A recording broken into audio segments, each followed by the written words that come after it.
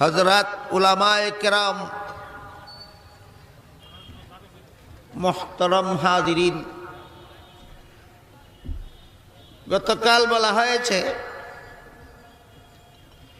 তাহা, ইয়াসিন, হামিম, আলিফ লাম মিম, আলিফ লাম রা, এই ধরনের আরবি বর্ণমালার যে বিক্ষিপ্ত অক্ষরগুলি বিভিন্ন সূরার শুরুতে উল্লেখ করা হয়, এইগুলিকে তাফসীরের ভাষায় হুরুফে মুকাত্তাআত বলা হয়। এইগুলি সম্পর্কে মুফাসসিরিন কেরাম যত সম্ভাব্য অর্থ বর্ণনা করেছেন, যত সম্ভাব্য ব্যাখ্যা করেছেন, তার মধ্যে একটা হলো এই সমস্ত অক্ষরগুলি পবিত্র কোরআনের সত্যতার দলিল। কোরআনের সত্যতার দলিল। দলিল কিভাবে তাও গতকাল বলা হয়েছে। আরবি বর্ণমালার এই অক্ষরগুলির কোনো একটা অক্ষর মুহাম্মাদুর রাসূলুল্লাহ সাল্লাল্লাহু আলাইহি ওয়াসাল্লাম কোনো উস্তাদের কাছে শিখেননি। যিনি বর্ণমালাই শিখলেন না, যিনি অক্ষরেই শিখলেন না, তিনি এই বাক্যগুলি মন গড়া বানাবেন কিভাবে? সুতরাং প্রমাণ হয়ে গেল এইগুলি রাসূলের রচিত নয়, মন গড়া বানানো নয়, নিশ্চিত সন্দেহাতীতভাবে আল্লাহর নাজিল করা কালাম। সুতরাং এই অক্ষরগুলি কোরআনের সত্যতার দলিল। কোরআনের সত্যতার দলিল হিসাবে স্বয়ং কোরআনই কোরআনের সত্যতার দলিল। দলিল ভিত্তিক প্রমাণ, কোরআনের সত্যতার দলিল ভিত্তিক প্রমাণ স্বয়ং কোরআন। আর যুক্তি এবং বিজ্ঞান ভিত্তিক প্রমাণ অনেক আছে। পবিত্র কোরআনের এক আয়াতে আল্লাহ বলেন, ইন্না নাহনু নাযালনা যিকরা ওয়া ইন্না লাহু লাহাফিজুন। এই কোরআন আমি আল্লাহ নিজ দায়িত্বে নাজিল করেছি, সকল প্রকার বিকৃতির হাত থেকে এই কোরআনকে আমি আল্লাহ নিজ দায়িত্বেই সংরক্ষণ করব। আর যত আসমানি কিতাব আল্লাহ ইতিপূর্বে নাজিল করেছিলেন, কোন একটি কিতাবও ওই সমস্ত কিতাবদারীদের হাতে অবিকৃত অবস্থায় নেই। মুসা আলাইহিস সালামের কাছে আল্লাহ তাওরাত কিতাব নাজিল করেছিলেন, তার উম্মত ইহুদিরা সেই কিতাবকে অবিকৃত অবস্থায় সংরক্ষণ করতে পারেনি। ঈসা আলাইহিস সালামের কাছে আল্লাহ ইনজিল কিতাব নাজিল করেছিলেন, তার উম্মত খ্রিস্টানেরা সেই কিতাবকে অবিকৃত অবস্থায় সংরক্ষণ করতে পারেনি। এভাবে কোন নবীর উম্মত কোন একটা আসমানি কিতাবকে সংরক্ষিত করতে পারেনি, অবিকৃত রাখতে পারেনি। এটা কোরআনের এক মুআজিজা। এই কোরআনকে কিয়ামত পর্যন্ত কেউ কোনো একটা শব্দ, কোনো একটা অক্ষর, কোনো একটা নুক্তা, কোনো একটা জের জবর পর্যন্ত কেউ বিকৃতি করতে পারবে না, যা সংরক্ষণ করার দায়িত্ব নিয়েছেন স্বয়ং আল্লাহ। সুতরাং কোরআনের সত্যতার প্রমাণ স্বয়ং কোরআন। কোরআনের সত্যতার প্রমাণ স্বয়ং। এ প্রসঙ্গে আমি আপনাদের স্মরণ করিয়ে দিতে চাই,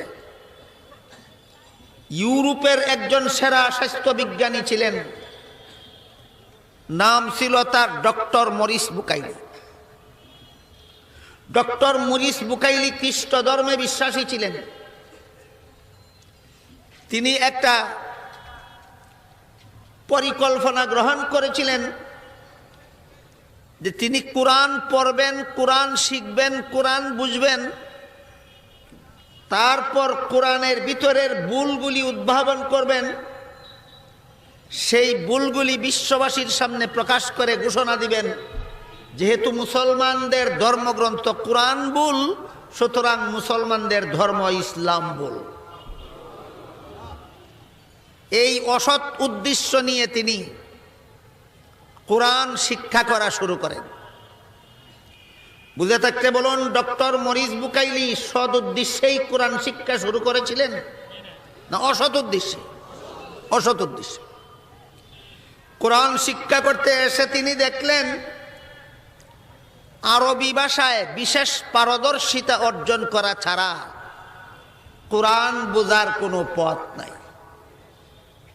এই কথাটা আমাদের বর্তমান সমাজের অনেক মুসলমানের চিন্তা চেতনায় নাই, অনেক মুসলমানের ধ্যান ধারণায় নাই যে আরবি ভাষায় পারদর্শিতা অর্জন করা ছাড়া কোরআন বোঝার বিকল্প কোনো পথ নাই।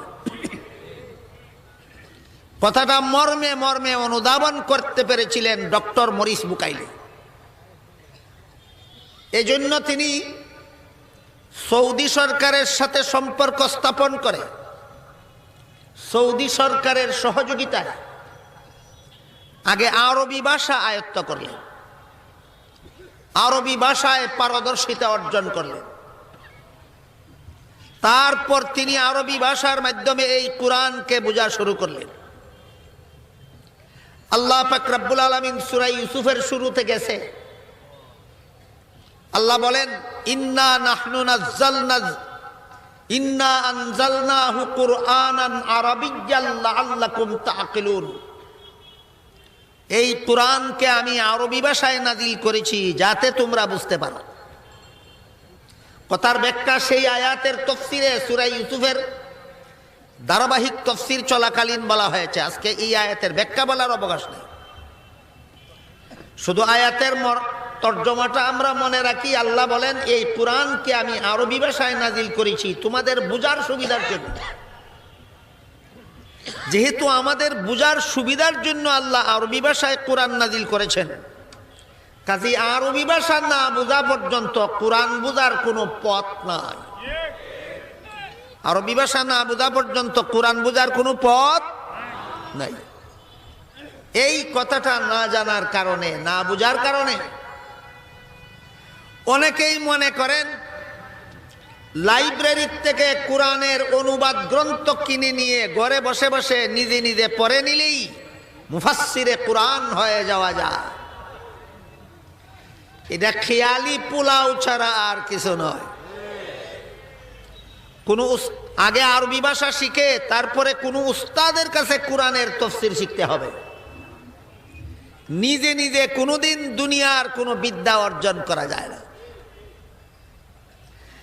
লাইব্রেরির থেকে চিকিৎসাবিদ্যার বইগুলি কিনে ঘরে বসে বসে নিজে নিজে পড়েই কোনো লোক এমবিবিএস ডাক্তার হয় না? মেডিকেল কলেজে উস্তাদের কাছে লেখাপড়া করার পরও আবার বিশেষ প্রশিক্ষণ নিতে হয়। তাহলে কোরআন কি মেডিকেল কলেজের পাঠ্যপুস্তকের চেয়ে আরো সহজ? আরো সহজ? বলুন তো, একটা বাংলা বর্ণমালার বই ক খ গ গ যেই বইয়ে লেখা, এই বইটা কোনো লোকে লাইব্রেরির থেকে কিনে কোনো উস্তাদের কাছে না গিয়ে নিজে নিজে ক খ গ গ শিখতে পারবে? তাহলে কোরআন কি ক খ গ গ বইয়ের চেয়ে আরো সহজ? লাইব্রেরির থেকে কিনে নিয়ে ঘরে বসে বসে নিজে নিজে পড়লেই ইয়া হয়ে যায়, শিক্ষিত হয়ে যায়। কোরআনকে এত বড় সিনিমিনি খেলার জিনিস বানাইবেন না। কোরআনকে এত বড় পুতুল খেলার পুতুল বানাবেন না। এই কথাটা অনুধাবন করার অভাবেই ডাক্তার জাকির নায়েক নিজে নিজে কোরআন পড়ে সারা বিশ্বের হিরো সেজেছেন। উস্তাদের কাছে কোরআন পড়ে না নিজে নিজে কোরআন পড়ে? আরবি ভাষার মাধ্যমে না অনুবাদ গ্রন্থ ভাষায়? অনুদিত গ্রন্থের মাধ্যমে তিনি কোরআন শিখেছেন, তাও নিজে নিজে, উস্তাদ না, উস্তাদ ছাড়া। অথচ আল্লাহ পাক রব্বুল আলামিন বলেন, লা তুহাররিক বিহি লিসানাকা লিতাজালা বিহি ইন্না আলাইনা জামআহু ওয়া কুরআনা فَإِذَا قَرَأْنَاهُ فَاتَّبِعْ قُرْآنَهُ ثُمَّ إِنَّ عَلَيْنَا بَيَانَهُ। অর্থাৎ হে রাসূল করিম সাল্লাল্লাহু আলাইহি ওয়াসাল্লাম, আমি যখন আপনার কাছে কোরআন নাজিল করতে থাকি, তাৎক্ষণিকভাবে আপনি তাড়াহুড়া করে তা জপতে থাকবেন না। আপনার আশঙ্কা সাথে সাথে জপে মুখস্থ না করলে যেই শব্দটা মুখস্থ করা যাবে না, সেই শব্দটা আমার উম্মত পাবে কোথায়? আল্লাহ বলেন, এই চিন্তা আপনার করতে হবে না। আমি নিজ দায়িত্বে আপনার কাছে কোরআন নাজিল করি, নিজ দায়িত্বে জপা ছাড়া আপনাকে কোরআন স্মরণ রাখাইয়া দেব, এবং আমি নিজে আল্লাহ আপনাকে কোরআন শিক্ষা দেব। কোরআন কোন ভাষা? নবীর কোন ভাষা? আরবি ভাষার কোরআন আরবি নবীর কাছে নাজিল হইল, তারপরেও নবীও নিজে নিজে কোরআন বুঝেননি। আল্লাহ বলেন, আমি আল্লাহ আপনাকে কোরআন বুঝাইয়া দেব। যে নবীর কাছে কোরআন নাজিল হইল, সেই নবীও যদি আল্লাহকে উস্তাদ বানাইয়া কোরআন বুঝতে হয়, কোরআন শিখতে হয়, তাহলে কোন পণ্ডিতের বাপে উস্তাদ ছাড়া নিজেই কোরআন বুঝে?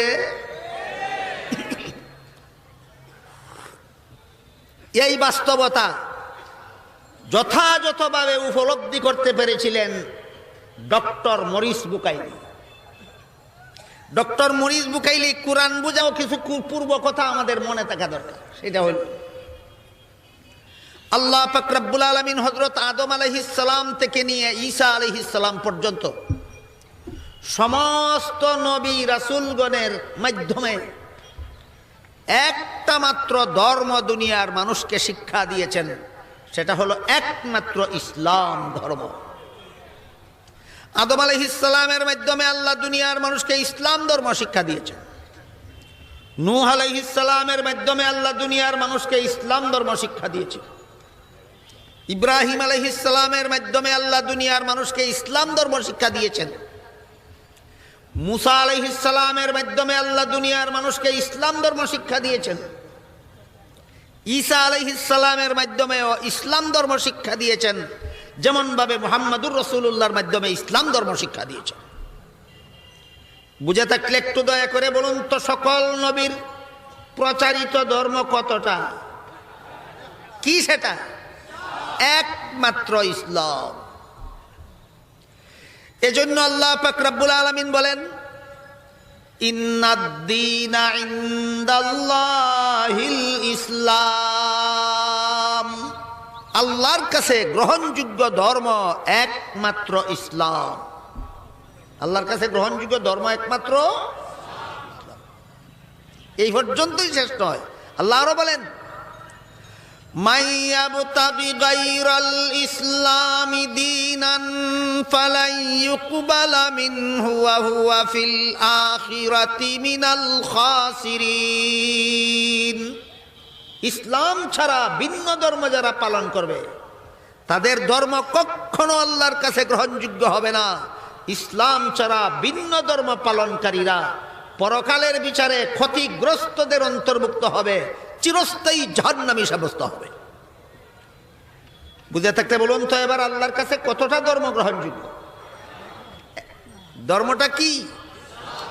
একমাত্র ইসলাম। এই ইসলাম ধর্মই সকল নবীর প্রচারিত ধর্ম। এই ইসলাম ধর্মই সকল নবীর প্রচারিত। সুতরাং যেই ব্যক্তি নূহ আলাইহিস সালামের ধর্ম অমান্য করলো, কোন নবীর ধর্ম মান্য করলো? সুতরাং নূহ আলাইহিস সালামকে অমান্য করা মানেই সকল নবী অমান্য করা।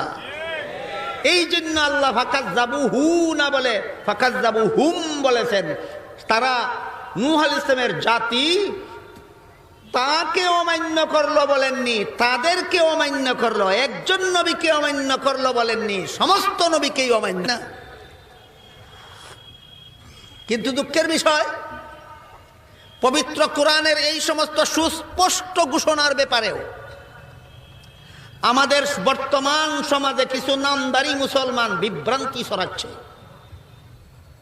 এরা মুসলমানদের ধ্যান ধারণায়, মুসলমানদের চিন্তা চেতনায়, মুসলমানদের কল্পনা জল্পনায় পুশিং করছে অহরহ যে সকল ধর্মই পবিত্র,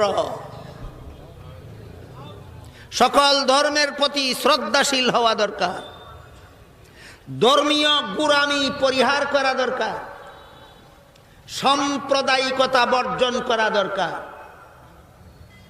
স্বয়ং কুরআনও সাম্প্রদায়িকতার বিরোধী, স্বয়ং রসুলও সাম্প্রদায়িকতার বিরোধী, স্বয়ং আল্লাহও সাম্প্রদায়িকতার বিরোধী।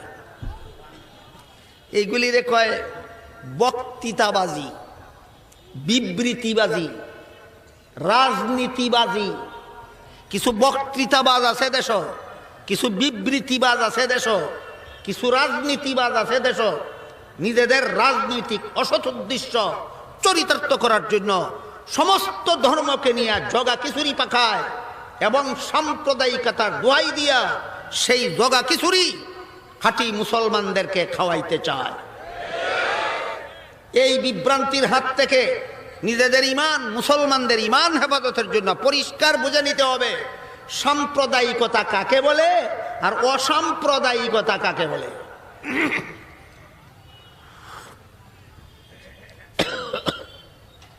বুঝার জন্য মনে রাখা দরকার, সকল নবীর প্রচারিত ধর্ম একমাত্র ইসলাম ছাড়া আর কোন ধর্ম আল্লাহর কাছে গ্রহণযোগ্য হবে না। কিন্তু এই কোরআনেরই আরেক আয়াতে আল্লাহ বলেন, লা ইকরাহা ফিদ্দীন, ধর্মের বেলায় বল প্রয়োগ চলবে না। অর্থাৎ সকল ধর্মাবলম্বীকে আপন আপন ধর্ম পালনের স্বাধীনতা দিতে হবে। কোনো ধর্মাবলম্বীকেই তার ধর্ম পালনে বাধার সৃষ্টি করা যাবে না। সমস্ত ধর্মাবলম্বীরা যার যার ধর্ম পালনে স্বাধীন, সমস্ত ধর্মাবলম্বীরা যার যার ধর্ম পালনে স্বাধীন। এটার নাম যদি অসাম্প্রদায়িকতা হয়, যে সমস্ত ধর্মাবলম্বীরাই যার যার ধর্ম পালনে স্বাধীন, এই কথাটার নাম যদি অসাম্প্রদায়িকতা হয়, তাহলে আল্লাহর মেহেরবানিতে বাংলাদেশে সাম্প্রদায়িকতা নাই। কারণ বাংলাদেশে কোনো হিন্দুকে হিন্দু ধর্ম পালন করতে কোনো মুসলমান বাধা দেয় না, বাংলাদেশের কোনো বৌদ্ধকে বৌদ্ধ ধর্ম পালন করতে কোনো মুসলমান বাধা দেয় না, বাংলাদেশের কোনো ইহুদিকে ইহুদি ধর্ম পালন করতে কোনো মুসলমান বাধা দেয় না, বাংলাদেশের কোনো খ্রিস্টানকে খ্রিস্ট ধর্ম পালন করতে কোনো মুসলমান বাধা দেয় না।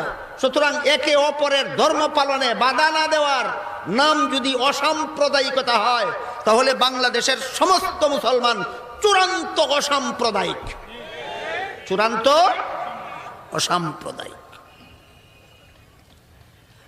আর বাতিল ধর্ম ইসলাম ছাড়া ভিন্ন ধর্মকে সমর্থন দেওয়ার নাম যদি অসাম্প্রদায়িকতা হয়, তাহলে এই রকম অসাম্প্রদায়িকতার চেয়ে বড় বেঈমানি জগতে আর কিছু নাই। অসাম্প্রদায়িকতার ব্যাখ্যা কি? অন্য ধর্ম আল্লাহর কাছে গ্রহণযোগ্য না। অসাম্প্রদায়িকতার ব্যাখ্যা হইল কেউ কারো ধর্ম পালনে বাধা দিতে পারবে না। হ্যাঁ, সুস্পষ্ট ব্যাখ্যা আমাদের জানা থাকতে হবে এবং সেই ব্যাখ্যা মতোই আমাদের ইমান রক্ষা করতে হবে। ব্যাখ্যাটা যদি জানেন না, ব্যাখ্যা মতো যদি ইমান রক্ষা করতে সচেষ্ট হন না, ওই সমস্ত বাতিল ধর্মের দালালেরা আপনাদের ধর্মকে আর বাতিল ধর্মকে নিয়ে জগা খিচুড়ি পাকাইয়া আপনাদেরকে খাওয়াইয়া দিবে। আমার কথা বুঝে থাকলে একটু দয়া করে বলুন, কোন ধর্মাবলম্বী অপর ধর্মাবলম্বীর ধর্ম পালনে বাধা দিতে পারে? পারে না। এটার নাম যদি অসাম্প্রদায়িকতা হয়, তাহলে বাংলাদেশের সমস্ত মুসলমান অসাম্প্রদায়িক। বাংলাদেশের কোনো মুসলমান কোনো ভিন্ন ধর্মাবলম্বীর ধর্ম পালনে কোনোদিন বাধা দেয় না। না সিলেটের মুসলমান কোনো হিন্দুদের মূর্তি পূজায় বাধা দেয়, কোনোদিন বাধা দেয় না। সুতরাং এই মর্মে সারা বাংলাদেশের সমস্ত মুসলমান অসাম্প্রদায়িক। আর যদি বলেন না এইটার নাম অসাম্প্রদায়িকতা নয়, অসাম্প্রদায়িকতা হলো নিজের ধর্মকে যেমন সঠিক বলে বিশ্বাস করি, অপরের ধর্মকেও সঠিক বলে বিশ্বাস করতে হবে। এই যদি হয় অসাম্প্রদায়িকতার ব্যাখ্যা, আল্লাহ কোরআনে বলেন এই ব্যাখ্যার চেয়ে বড় বেঈমানি, বড় কুফরি আল্লাহর ধর্মের সাথে, এর চেয়ে বড় বিশ্বাসঘাতকতা আর কিছুই হতে পারে না। কারণ আল্লাহ বলেন মাইয়াবতাগি গায়রাল ইসলামি দীনান ফালাই ইউকবালা মিনহু ওয়া হুয়া ফিল আখিরাতি মিনাল খাসিরিন। ইসলাম ছাড়া ভিন্ন ধর্ম যারা পালন করবে লাই ইউকবালা মিনহু, কখনো আল্লাহর কাছে গ্রহণযোগ্য হবে না। সুতরাং ইসলাম ছাড়া সবগুলি ধর্ম বাতিল, ইসলাম ছাড়া সবগুলি ধর্ম ভ্রান্ত। যে বিশ্বাস করতে পারবে না কিছুতেই মুসলমান হতে পারবে না। যেই ব্যক্তি বিশ্বাস করবে ইসলাম ছাড়া সবগুলি ধর্ম বাতিল, আল্লাহ কোরআনে বলে দিয়েছেন, সেই ব্যক্তি মুসলমান হতে পারবে। ইসলাম ছাড়া ভিন্ন ধর্ম সম্পর্কে যার অন্তরে দুর্বলতা থাকবে সে 16 আনা বেঈমান হয়ে যাবে।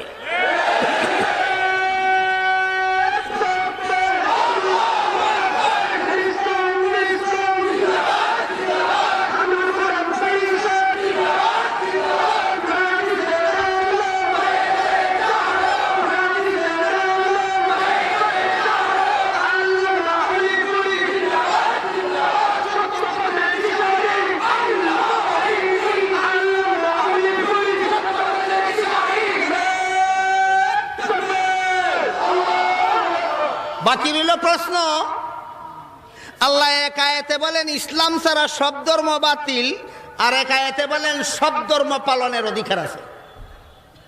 এই কাজটা কি করলেন আল্লাহ? প্রশ্ন বাকি রইল কিনা? এক আয়াতে বলেন ইসলাম ছাড়া অন্য ধর্ম বাতিল, আর এক আয়াতে বলেন সব ধর্ম পালনের অধিকার আছে। বাতিল হইয়া থাকলে অধিকার থাকবে কেন? অধিকার থাকলে বাতিল হবে কেন? আমি বহুবার আপনাদেরকে এই প্রশ্নের জবাব বহু অনুষ্ঠানে আপনাদেরকে দিয়েছি। আজকে শুধু পুনরাবৃত্তি করে আবারও আপনাদের স্মরণ করিয়ে দিতে চাই। এই প্রশ্নের জবাব বোঝার জন্য আমাদের একটা সহজ উদাহরণের মাধ্যমে জবাবটা বোঝা সহজ, উদাহরণটা বোঝা দরকার। যে কোনো শিক্ষা প্রতিষ্ঠানের ছাত্রদেরকে যখন পাঠ্যতালিকা সমাপ্ত করার পর পরীক্ষা গ্রহণের জন্য, পরীক্ষা নেওয়ার জন্য পরীক্ষার হলে বসানো হয়, পরীক্ষার্থী ছাত্রদের হাতে প্রশ্নপত্র দিলে পরে সমস্ত ছাত্ররাই কি প্রশ্নের সঠিক জবাব লিখতে পারে? না, অনেকে ভুলও লেখে। তাদের কি ভুল লিখতে বাধা দেওয়া হয়? বাধা না দেওয়ার মানে কি এই লেখার দ্বারা ফাঁস করবে? ফাঁস না করলে বাধা দেয় না কেন? বাধা না দিলে ফাঁস করবে না কেন? এই প্রশ্নের যেই জবাব, ভিন্ন ধর্ম বাতিল হইয়া থাকলে বাধা দিব না কেন, আর বাধা না দিলে বাতিল হবে কেন, ওই প্রশ্নেরও সেই জবাব। কথা পরিষ্কার হইল কিনা? হ্যাঁ। কাজেই সব ক্ষেত্রে এক ধারার যুক্তি চলে না, সব ক্ষেত্রে এক রকমের পণ্ডিতি চলে না। আল্লাহ পাক রব্বুল আলামিন কোরআনের যে আয়াতে বলেছেন সমস্ত ধর্মাবলম্বীরা আপন আপন ধর্ম পালনে স্বাধীন, এই আয়াত অন্য কোনো ধর্ম গ্রহণযোগ্য হওয়ার দলিল নয়। যেমন ভাবে পরীক্ষার হলে যে পরীক্ষার্থী ছাত্র ভুল লেখলে বাধা দেওয়া হয় না, এই লেখার দ্বারা পাশ করবে এমন দলিল হয় না। ঠিক তেমনি ভাবে ভ্রান্ত ধর্মাবলম্বীদের ধর্ম পালনে বাধা দেওয়া যাবে না কথাটা ভ্রান্ত ধর্ম সঠিক ধর্মে পরিণত হওয়ার যুক্তি হয় না। বাকি রইল কেন বাধা দেওয়া হয় না, আমি পরে জবাব দেব। আপনারা কেন পরীক্ষার্থী ছাত্র প্রশ্নের জবাব ভুল লিখলে কেন বাধা দেন না? আপনারা আগে জবাব দিবেন ভ্রান্ত ধর্মাবলম্বীদের ধর্ম পালনে কেন ইসলাম বাধা দিতে পারবে না বলে, সেই প্রশ্নের জবাব আমি পরে বলবো। আপনাদের যেই জবাব আমার সেই জবাব। কাজে আমার প্রশ্নের জবাব আগে রেডি করুন, তারপরে আপনাদের প্রশ্নের জবাব আমার কাছ থেকে সংগ্রহ করুন। উভয় প্রশ্নের একই জবাব, উভয় প্রশ্নের একই জবাব। শুধুমাত্র পরীক্ষার নিয়ম রক্ষার জন্য, শুধুমাত্র পরীক্ষার নিয়ম রক্ষার জন্য যেমন ভাবে পরীক্ষার্থী ছাত্র প্রশ্নের জবাব ভুল লিখলে বাধা দেওয়া হয় না, ঠিক তেমনি ভাবে আল্লাহ পাক রব্বুল আলামিন সারা দুনিয়াতে সমস্ত মানুষ পাঠিয়েছেন পরীক্ষার জন্য। আল্লাহ বলেন, আল্লাযী খালাকাল মাউতা ওয়াল হায়াতা লিয়াবলুয়াকুম আইয়ুকুম আহসানু আমালা। আল্লাহ তোমাদের একটা সীমিত জীবন দিয়ে, জীবন শেষে মৃত্যুকে অবধারিত করে দিয়ে পৃথিবীতে পাঠিয়েছেন তোমাদের পরীক্ষা করার জন্য। আল্লাহ কিসের জন্য আমাদের পৃথিবীতে পাঠালেন? পরীক্ষা করার জন্য। অন্য আয়াতে বলেন, ওয়ায়াস্তাখলিফাকুম ফিল আরদি ফায়ানজুরা কাইফা তা'মালুন। হে মানুষেরা, আল্লাহ তোমাদেরকে দলে দলে পালাক্রমে দুনিয়াতে পাঠাচ্ছেন তোমাদেরকে পরীক্ষা করার জন্য। হাদিস শরীফে আল্লাহ রাসূল বলেন, ইন্নাল্লাহা মুস্তাখলিফুকুম ফিল আরদি ফানাযিরুন কাইফা তা'মালুন। নিশ্চয় আল্লাহ তোমাদের দলে দলে দুনিয়াতে পাঠান, পালাক্রমে দুনিয়াতে পাঠান, এক দলের পর আরেক দল করে দুনিয়াতে পাঠান শুধুমাত্র তোমাদের পরীক্ষা করার জন্য। বুঝে থাকলে বলুন, আল্লাহ দুনিয়াতে মানুষ পাঠান কেন? পরীক্ষা করার জন্য। এই দুনিয়াটা হলো সমস্ত মানুষের জন্য পরীক্ষার হল। লক্ষাধিক নবী রসুল পাঠিয়ে আদম আলাইহিস সালাম থেকে নিয়ে মুহাম্মদুর রাসূলুল্লাহ পর্যন্ত লক্ষাধিক নবী রসুল পাঠিয়ে আল্লাহ শিক্ষা দিয়েছেন পরীক্ষার্থীদেরকে একমাত্র ইসলাম ধর্ম সত্য, বাকি সব ধর্ম বাতিল। একমাত্র ইসলাম ধর্ম সত্য, বাকি সব ধর্ম বাতিল। এরপরও যদি কেউ বাতিল ধর্ম পালন করতে চায় তাকে পরীক্ষার হলে যেমন ভাবে, এরপরও সারা বৎসর শিক্ষক তাকে সঠিক শিক্ষা দেওয়ার পরও যেই ছাত্র পরীক্ষার হলে ভুল প্রশ্নের জবাব ভুল লিখতে চায় তাকে আর বাধা দিও না। ঠিক তেমনি ভাবে আল্লাহ বলতে চান, লক্ষাধিক নবী রসুল পাঠিয়ে বুঝিয়ে দিলাম, জানিয়ে দিলাম, শিখিয়ে দিলাম একমাত্র ইসলাম ধর্ম ছাড়া বাকি সব ধর্ম বাতিল। এরপরেও যে বাতিল ধর্ম পালন করতে চায় তাকে আর বাধা দিও না। এই বাধা দেওয়ার নাম যদি অসাম্প্রদায়িকতা হয়, এই বাধা না দেওয়ার নাম যদি অসাম্প্রদায়িকতা হয়, বাংলাদেশের শতকরা 100% মুসলমান অসাম্প্রদায়িক। একটা মুসলমানও ভিন্ন কোনো ধর্মাবলম্বীর ধর্ম পালনে বাধা দেয় না। না বাংলাদেশের কোনো মুসলমান হিন্দুর মন্দির ভেঙ্গে মসজিদ বানাইছে? বাংলাদেশের কোনো হিন্দুদের মন্দির ভেঙ্গে চুরমার করে মসজিদ নির্মাণ করেছে বাংলাদেশের কোনো মুসলমান? ভারতের হিন্দুরাও মসজিদ ভেঙ্গে রামের মন্দির বানায় না, বানাইছে? আমরা সাম্প্রদায়িক না তারা সাম্প্রদায়িক? অপরের ধর্মে বাধা প্রদানের নাম সাম্প্রদায়িকতা। যদি সাম্প্রদায়িকতার বিরুদ্ধে কথা বলার মতো সত্যই মুখে সৎ সাহস থাকে তাহলে অযোধ্যার বাবরি মসজিদ পুনরুদ্ধার করো। রামের মন্দির নির্মাণ করার জন্য যেমন ভাবে মসজিদকে ধূলিসাৎ করেছিল ঠিক তেমনি ভাবে মসজিদের পুনরুদ্ধারের জন্য ওই মন্দিরকে আবার ধূলিসাৎ করো, সত্যই যদি অসাম্প্রদায়িক হতে চাও।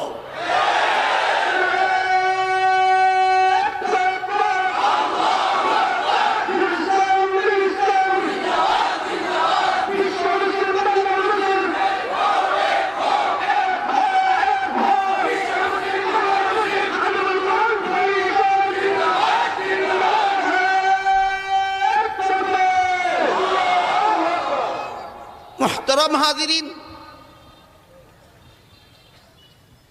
খ্রিস্টান পণ্ডিতের প্রশ্নের জবাব পরিষ্কার হইল কিনা আপনাদের?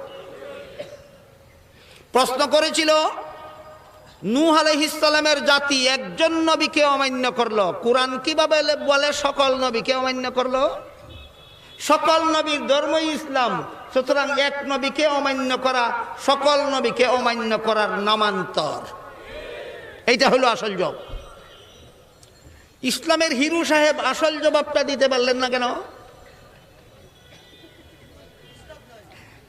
আরবি ভাষা শিক্ষা কোরআন শিখছে না, অনুদিত গ্রন্থ তাও উস্তাদের কাছে হইরা না, নিজে নিজে হইয়া। এইভাবে যে কোরআন শিখা যায় না মর্মে মর্মে উপলব্ধি করতে পেরেছিলেন ডক্টর মরিস বুকাইলি।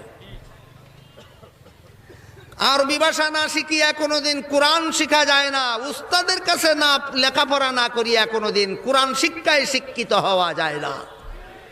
তাই ডক্টর মরিস বুকাইলি, ইউরোপের সেরা স্বাস্থ্য বিজ্ঞানী ডক্টর মরিস বুকাইলি সৌদি সরকারের সহযোগিতায় আগে আরবি ভাষা শিখার ব্যবস্থা করলেন। আরবি ভাষায় পারদর্শিতা অর্জন করার পর সুনির্দিষ্ট উস্তাদের কাছে কোরআন শিক্ষা শুরু করলেন। শিখতে শিখতে শিখতে শিখতে আনুষ্ঠানিক শিক্ষা সমাপ্ত করার পর এবার গবেষণায় লেগে গেলেন।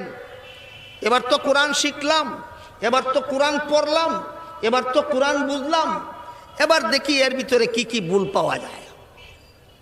এইবার তিনি যে উদ্দেশ্যে এসেছিলেন সেই উদ্দেশ্য সাধনে লেগে গেলেন। কোন উদ্দেশ্যে এসেছিলেন? কোরআনের ভুল বের করে সারা বিশ্বে প্রচার করে দেওয়ার জন্য, যে মুসলমানদের ধর্মগ্রন্থ ভুল, সুতরাং মুসলমানদের ধর্মটাই ভুল। এবার গবেষণায় লেগে গেলেন কোরআনে কি কি ভুল পাওয়া যায়। গবেষণা করতে করতে করতে করতে করতে করতে কোনো ভুল হয় না। শেষ পর্যন্ত জানতে পারলেন ডক্টর মরিস বুকাইলি, হযরত উসমান রাদিয়াল্লাহু তাআলা আনহুর লিখিত কোরআন শরীফের এডিশন বর্তমান বিশ্বের বিভিন্ন দেশের জাদুঘরে সংরক্ষিত আছে।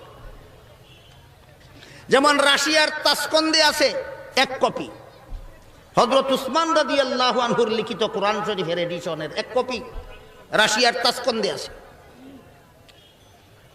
আর এক কপি আছে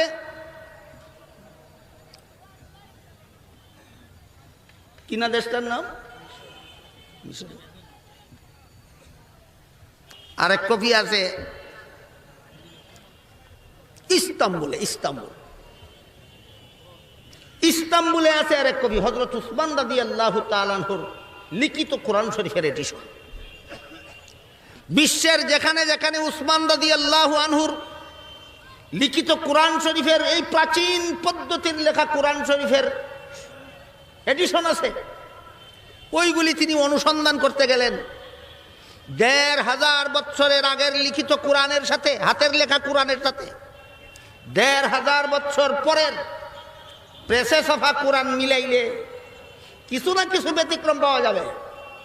তখন ওই সারা বিশ্বে হইচই শুরু করে দেওয়া যাবে, মুসলমানদের কোরআন ভুল, মুসলমানদের ইসলাম ভুল। কিন্তু ইস্তাম্বুলের সেই কোরআনের এডিশনের সাথে মিলিয়ে তিনি দেখলেন সেই ১৫০০ বছর আগের লেখা কোরআনে আর ১৫০০ বছর পরের ছাপা কোরআনের একটা কথার মধ্যেও বেশ কম নাই, একটা শব্দের মধ্যেও বেশ কম নাই, একটা অক্ষরের মধ্যেও বেশ কম নাই, একটা নুক্তার মধ্যেও বেশ কম নাই, একটা জের জবরের মধ্যেও বেশ কম নাই। এইবার তার সত্য অনুসন্ধানের চেতনা জাগ্রত হল। কোরআনের সত্যতা তার কাছে প্রমাণিত হয়ে গেল। প্রমাণ হওয়ার পর সেই স্বাস্থ্য বিজ্ঞানী ডক্টর মরিস বুকাইলি ইসলামের কলেমা পড়ে মুসলমান হয়ে গেলেন। কোন উদ্দেশ্যে কোরআন পড়তে এসেছিলেন আর কি হইল? মুসলমান হওয়ার পর এই ভদ্রলোক সারা বিশ্বে আলোড়ন সৃষ্টিকারী একটা মহামূল্যবান গ্রন্থ রচনা করলেন। সেটার নাম হলো the Bible and the Quran and the science. এর বাংলা অনুবাদ প্রকাশিত হয়েছে বাইবেল, কোরআন ও বিজ্ঞান নামে। আপনারা সেই গ্রন্থ পড়ে দেখতে পারেন। কোরআনের সত্যতার প্রমাণ দুই রকম, একটা হলো দলিল ভিত্তিক প্রমাণ, আর একটা হলো যুক্তি এবং বিজ্ঞান ভিত্তিক প্রমাণ। কোরআনের সত্যতার প্রমাণ কত রকম? একটা দলিল ভিত্তিক আর একটা বিজ্ঞান ভিত্তিক। কোরআনের সত্যতার দলিল ভিত্তিক যত প্রমাণ আছে এর মধ্যে একটা প্রমাণ তোয়াহা, একটা প্রমাণ তোয়াহা, একটা প্রমাণ ইয়াসিন, একটা প্রমাণ হামিম, একটা প্রমাণ আলিফ লাম মিম, একটা প্রমাণ আলিফ লাম রা। এই হরুফে মুকাত্তাআতের সবগুলি অক্ষর কোরআন যে সত্য এর দলিল ভিত্তিক প্রমাণ। কোরআনের সত্যতার দলিল ভিত্তিক প্রমাণগুলির মধ্যে এই হুরুফে মুকাত্তাআতগুলি এক প্রকারের দলিল, এক প্রকারের দলিল। আবারও বলবো কিভাবে দলিল হইল। এই অক্ষরগুলি যিনি কোনো উস্তাদের কাছে শিখলেন না, তিনি এত সুন্দর বাক্যগুলি মন গড়া কিভাবে বানালেন? কিছুতেই হতে পারে না। সুতরাং এই অক্ষরগুলি এই কথার দলিল যে এই কোরআন মুহাম্মদুর রাসূলুল্লাহর রচিত নয়, উনার মন গড়া বানানো নয়, আল্লাহর নাজিল করা সত্য কালাম। দুদিনের কথা, গতকালের এবং আজকের কথা বুঝে থাকলে বলুন, তোয়াহা কিসের দলিল? হ্যাঁ, কোরআনের সত্যতার প্রমাণ, দলিল ভিত্তিক প্রমাণ। আর যুক্তি ভিত্তিক, বিজ্ঞান ভিত্তিক, দর্শন ভিত্তিক প্রমাণ যদি কেউ বুঝতে চান কোরআনের সত্যতার, তাহলে ডক্টর মরিস বুকাইলির লেখা দি Bible and the Quran and the science পড়ে দেখতে পারেন। তিনি এই ভদ্রলোক কয়েকশো পৃষ্ঠা বিশিষ্ট এই বইয়ের প্রতিটি পাতায় পাতায়, প্রতিটি পৃষ্ঠায় পৃষ্ঠায় বিজ্ঞানের চলসেরা বিশ্লেষণের মাধ্যমে প্রমাণ করেছেন খ্রিস্টানদের হাতের বিদ্যমান বাইবেল, এই বাইবেল ভুল, মুসলমানদের হাতের বিদ্যমান কোরআন সত্য। ইহুদি খ্রিস্টানদের হাতের বিদ্যমান বাইবেল ভুল। এই বাইবেল জিনিসটা কি? বাইবেল জিনিসটা হলো আল্লাহ হযরত মুসা আলাইহিস সালামের কাছে তাওরাত কিতাব নাযিল করেছিলেন, ঈসা আলাইহিস সালামের কাছে আল্লাহ ইনজিল কিতাব নাযিল করেছিলেন। সামনের কথা বোঝার স্বার্থে একটু দয়া করে বলুন, মুসা নবীর কাছে কোন কিতাব নাযিল করেছিলেন? তাওরাত। ঈসা আলাইহিস সালামের কাছে কোন কিতাব নাযিল করেছিলেন? ইনজিল। ঈসা নবী দুনিয়ার থেকে বিদায় হওয়ার 500 বছর পর দুই পণ্ডিতে তাওরাত এবং ইনজিলের একটা সমন্বিত এডিশন তৈরি করে। অথচ সেই 500 বছরের ভিতরে মুসা নবীর তাওরাত কিতাবও বিকৃত হয়ে গিয়েছিল, ঈসা আলাইহিস সালামের ইনজিল কিতাবও বিকৃত হয়ে গিয়েছিল। সুতরাং ঈসা নবী দুনিয়ার থেকে বিদায় হওয়ার 500 বছর পরে যে 5 পণ্ডিতে তাওরাত এবং ইনজিলের সমন্বিত এডিশন তৈরি করলো, যে অবিকৃত তাওরাত এবং ইনজিলের না বিকৃত তাওরাত এবং ইনজিলের, এই দুই বিকৃত কিতাবের সমন্বিত এডিশনের নাম দেয় বাইবেল। এটার নাম হইল বাইবেল। বুঝে থাকতে বলুন, বাইবেল নামের যে গ্রন্থটা বর্তমান দুনিয়ার ইহুদি খ্রিস্টানদের হাতে বিদ্যমান আছে, কোন দুই কিতাবের সমন্বিত এডিশন? অবিকৃত না বিকৃত? পরিষ্কার হয়ে গেল, এটা ভুল, পরিষ্কার, বাইবেল ভুল। এই ভুলটা বিজ্ঞানের কষ্টি পাথরে যাচাই করে ডক্টর মরিস বুকাইলি তার দি Bible and the Quran and the science গ্রন্থে বিজ্ঞানের কষ্টি পাথরে যাচাই করে প্রমাণ করেছেন। সুতরাং কোরআনের সত্যতার প্রমাণ দুই প্রকার, একটা হলো দলিল ভিত্তিক প্রমাণ, আর একটা হলো বিজ্ঞান ভিত্তিক প্রমাণ। দলিল ভিত্তিক প্রমাণ কোরআন নিজেই, কোরআনের সত্যতার দলিল ভিত্তিক প্রমাণ কোরআন নিজেই। কিভাবে? তোমাদের কিতাব বিকৃত হয়ে গেছে, এই কিতাব কিয়ামত পর্যন্ত বিকৃত হবে না, এটা দলিল ভিত্তিক প্রমাণ। দলিল ভিত্তিক আরেক প্রমাণ, হরুফে মুকাত্তাআত গুলি, আলিফ বা তা সা, এই অক্ষরগুলি যেই নবী কোন উস্তাদের কাছে পড়লেন না, কোন বিবেকে বলো, কোন আক্কেলে বলো এই নবী এত সুন্দর কালাম মন গড়া রচনা করেছেন? হতেই পারে না। সুতরাং হরুফে মুকাত্তাআত গুলিও কোরআনের সত্যতার দলিল ভিত্তিক প্রমাণ। গতকালকে এই বিষয়ের উপর আরো কিছু কথা বলা হয়েছে, যে কথাগুলি আজকে আবার বলার দরকার মনে করি না।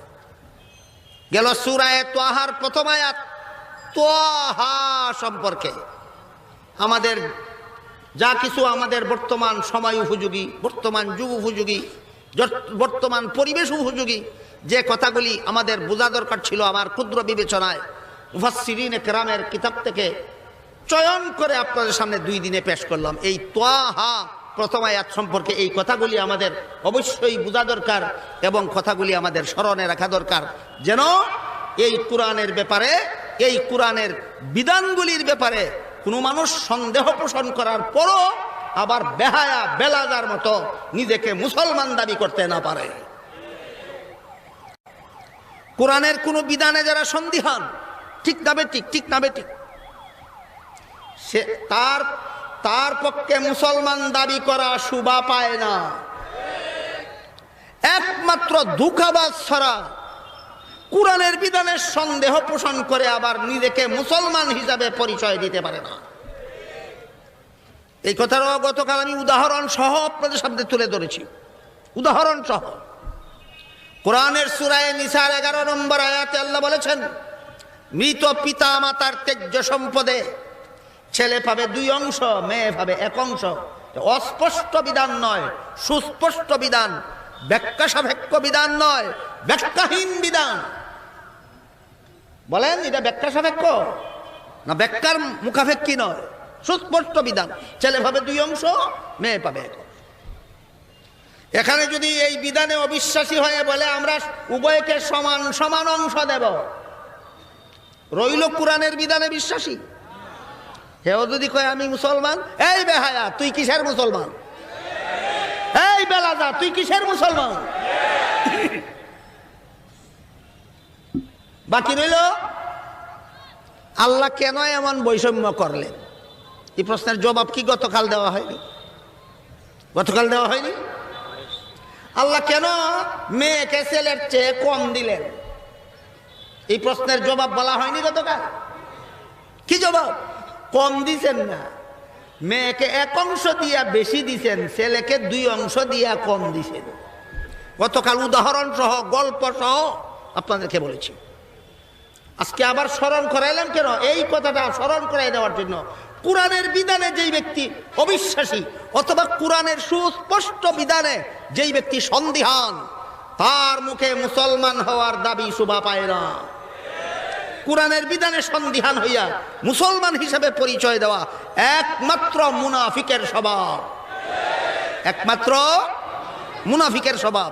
মুমিন মুসলমান কোনদিন কোরআনের বিধানে সন্দিহান হইয়া নিজেকে মুসলমান হিসেবে পরিচয় দিতে পারে না।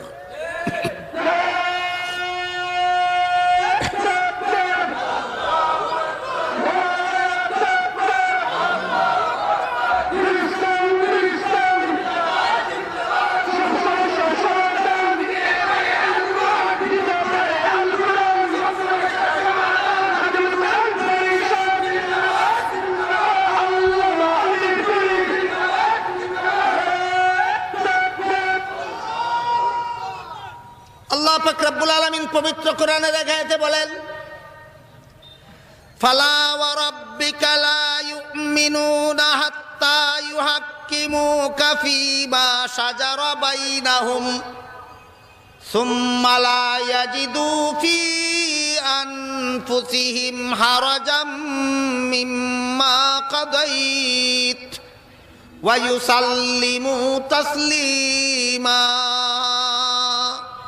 আল্লাহ বলেন, হে মুহাম্মদুর রাসূলুল্লাহ সাল্লাল্লাহু আলাইহি ওয়াসাল্লাম, আমি আপনার রব, আমি আপনার পরওয়ারদিগার, আমি আপনার লালনকর্তা আল্লাহ নিজের কসম খেয়ে বলছি, একটা মানুষ আমি মুসলমান বললেই মুসলমান হয় না যতক্ষণ পর্যন্ত আপনার সিদ্ধান্তকে মনে প্রাণে মেনে নিতে প্রস্তুত থাকে না। মুহাম্মদুর রাসূলুল্লাহর ফয়সালা, মুহাম্মদুর রাসূলুল্লাহর সিদ্ধান্ত মনে প্রাণে শিরোধার্য মেনে নিতে যদি প্রস্তুত থাকে না, 1000 বার নিজেকে মুসলমান বলে ঘোষণা করলেও মুনাফিক ছাড়া মুসলমান গণ্য হতে পারে না। কি গণ্য হয়? মুনাফিক গণ্য। মুহাম্মদুর রাসূলুল্লাহর ফয়সালা মানে না, কোরআনের বিধান মানে না, কোরআনের বিধানে সন্দিহান, মুহাম্মদুর রাসূলুল্লাহর ফয়সালায় সন্দিহান, আর বলে আমি মুসলমান। আল্লাহ বলেন, আমি আল্লাহ নিজের কসম খাইয়া বলতেছি, সে মুসলমান নয়, সে মুনাফিক। আয়াতটা আল্লাহ পাক রব্বুল আলামিন একটা ঘটনা উপলক্ষে নাযিল করেছিল। ঘটনা কি ছিল? এই ধরনের একটা মুসলমান যেটাই নবীর ফয়সালা মানে না, কয় আমি মুসলমান। নবীর ফয়সালা মানে না আর কয় কি আমি মুসলমান। এই ধরনের একটা মুসলমান একটা ইহুদির সাথে একটা জিনিস নিয়ে ঝগড়া করলো। ইহুদিয়ে বলে জিনিসটা আমার, মুসলমানে কয় না আমার। দুজনে ঝগড়া করিয়া মীমাংসার জন্য মুহাম্মদুর রাসূলুল্লাহ দরবারে গেল। কার দরবারে গেল? মুহাম্মদুর রাসূলুল্লাহ তদন্ত করিয়া যাচাই বাছাই করিয়া যা পাইলেন, মুহাম্মদুর রাসূলুল্লাহর কাছে প্রমাণ হইল যে এই জিনিসটা নিয়ে তারা দুইজনে ঝগড়া করেছে, ওই জিনিসটা আসলে ইহুদি লোকটার, যে মুসলমানটা বলতেছে তার, এটা তার মিথ্যা দাবি। রাসূলের কাছে জিনিসটা কার বলে প্রমাণ হইল? ইহুদির। আল্লাহ রাসূল ফয়সালা দিয়া দিলেন, জিনিসটা তোমার না, জিনিসটা ইহুদির। ফয়সালা হয়ে গেল। তো রাসূলের দরবার থেকে বের হয়ে মুসলমান লোকটা বলে ফয়সালাটা আমার পছন্দ হইল না, আমি আপিল করতে চাই, আমি সানি বিচার করাইব।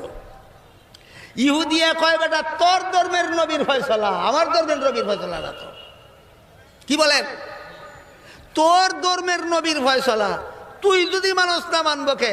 কই নবী নবীর জায়গাটা আছে, ফয়সালা মানা না মানা ভিন্ন কথা। এই দেখেন মুনাফিক কারে কয়, নবী বলে নবীর জায়গাটা আছে। কালকে যে বলছিলাম কোরআন মাথাত রাখি, কিন্তু ফিরের নামে মান্যতা কইরা ভার বলো কোরআন রইছে মাথাত রই, আরো কোরআন মাথায় রইল। হ্যাঁ কয় নবী নবীর জায়গাটা আছে, ফয়সালা মানি না, নবীরে রাখছে নবীর জায়গায়। এবার ইহুদি বলে তাহলে তুমি এখন আপিল করার জন্য কার কাছে যেতে চাও? কয় উমরের কাছে যেতে চাই। ইহুদি লোকটা মনে মনে জানে আমি যেহেতু সত্যবাদী, যে কোনো ন্যায় বিচারকের কাছে গেলে আমিই পাবো। ইহুদি রাজি হয়ে গেল, দুজন হযরত উমরের কাছে গেল আপিল করতে। উমরে আপিলের আর্জি শুনিয়া আপিলের আর্জি করলো ওই মুসলমান লোকটা। ইহুদি লোকটা বলে হুজুর আমারও কিছু কথা আছে। কি কথা তোমার? আপনাদের ধর্মের এই মুসলমান লোকটা আপনাদের ধর্মের নবীর কাছে প্রথম আমরা দুইজন বিচার প্রার্থী হইলাম, তিনি যে রায় দিচ্ছেন সেই রায় মতো মুহাম্মদুর রাসূলুল্লাহর ফয়সালা মতো জিনিসটা আমি পাইছি। এখন সে আপনার কাছে পুনর্বিচারের জন্য এসেছে, আপিল করার জন্য এসেছে, সানি বিচারের জন্য এসেছে। এটা প্রথম বিচার নয়, প্রথম বিচার আপনাদের ধর্মের নবীর ফয়সালার দ্বারা হইয়া গেছে।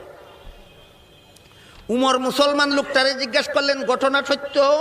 তোমরা এই বিচারের জন্য আগে মুহাম্মদুর রাসূলুল্লাহর কাছে গেছিলে, মুহাম্মদুর রাসূলুল্লাহ ফয়সালা দেওয়ার পরে তুমি আবার এই ফয়সালা তোমার পছন্দ হয়েছে না, নতুন ফয়সালার জন্য আসছো, এই কথাটা সত্য?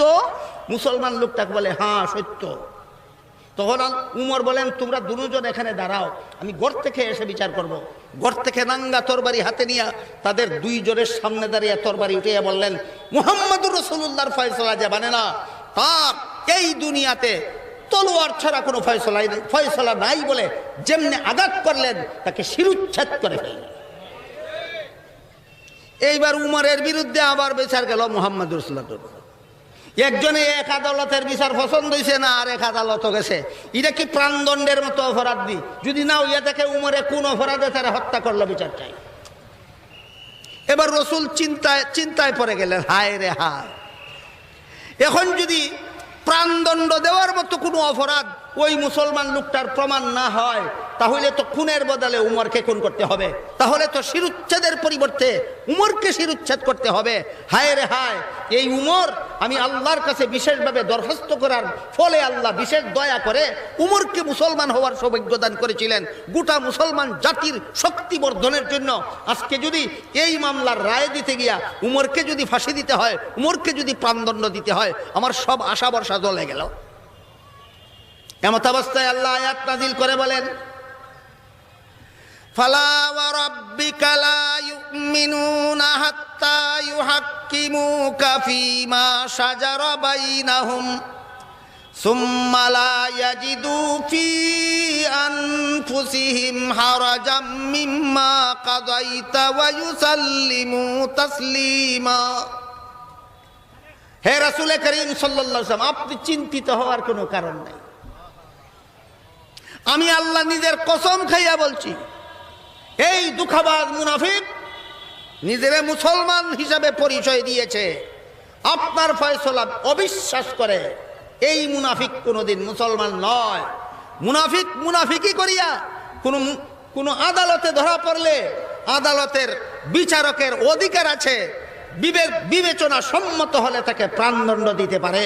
সুতরাং উমর তাকে প্রাণদণ্ড দেওয়া যথার্থ হয়েছে, এর জন্য উমরকে আবার প্রাণদণ্ড দিতে হবে না। বলেন মুহাম্মদুর রাসূলুল্লাহর ফয়সালা না মানিয়া মুসলমান দাবি করনেওয়ালার নাম কি?